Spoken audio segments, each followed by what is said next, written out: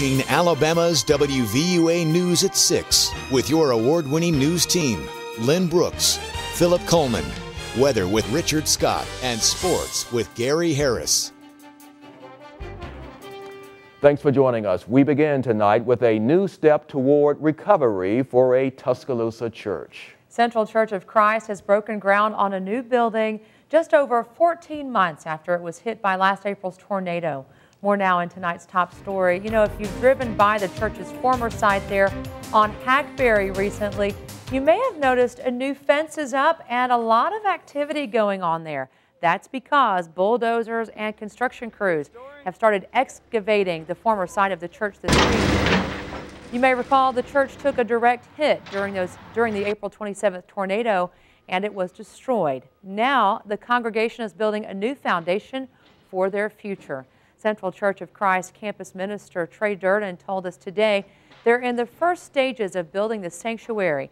Durden told us the new church building will be larger than the original structure. Comes right through here. Everyone had input, and so we all really worked together in giving that input to the leadership for them to then plan the building. The building plans then were shown to everyone, and just everyone's ecstatic. Everyone's excited about it and looking forward to having it. Durden told us they hope to have the first phase complete by March of 2013. You can learn more about Central Church of Christ rebuilding project on their website, and you can get a shortcut to that from ours. That's WVUATV.com. Also tonight, if you've noticed more of those slithering snakes around your yard this summer, you are not alone. Wildlife and agriculture officials are reporting many more snake sightings during this summer. Tuscaloosa County Extension Agent Neil Hargel told us snakes are being spotted all throughout the county and in several cities across the state in larger numbers. Hargel says the warm weather is causing the snakes to follow their food, and the trail may lead straight to your home. But he says there are some things you can do to help keep them away. Make sure that your doors are closed, and make sure that your vents on your house, if they would tend to be, if they are open, make sure the screen on there has not been torn. Make sure that you are, you have no holes in your blocks or anything like that where they can get under. Make sure that's secured. And Hargel says one way to keep those snakes out of your yard is to spray Snake Away, and this product can be found in some home supply stores. So when could we get a break from all these high temperatures affecting the snakes and just about everything else? Chief Meteorologist Richard Scott has a first look now at your forecast. Hi, Richard. Hey, Philip and Lynn, good Friday evening to you. Watching a little rain on radar to give some of us a break, but many of us staying rain-free. By the way, West Alabama, anybody west of Interstate 65 under severe thunderstorm watch till 10 o'clock tonight. Really, the severe weather threat really small and isolated pockets, and some of those storms could get out of hand. Right now, western Hale County, just west of Greensboro, a nice little thunderstorm on Highway 14, close to Akron right now, or south of Akron. Also, Tuscaloosa County, a nice little cell there to the southeast of the city of Tuscaloosa. This activity is also moving off towards the west, but nothing severe right now. The strongest storm over western and northwest Pickens County along Highway 82. What about the forecast for the rest of the weekend?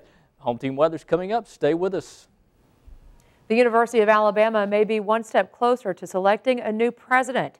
Texas Tech University President Dr. Guy Bailey will interview with the Board of Trustees July 11th. UA System Chancellor Robert Witt says it will be open to the public. Bailey is an Alabama native and two-time graduate of the university.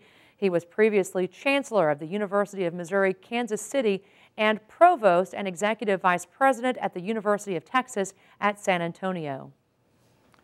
Today marks a special occasion in the history of the Tuscaloosa VA Medical Center. It's their 80th anniversary, and in honor of the big day, a historical marker was unveiled near the center.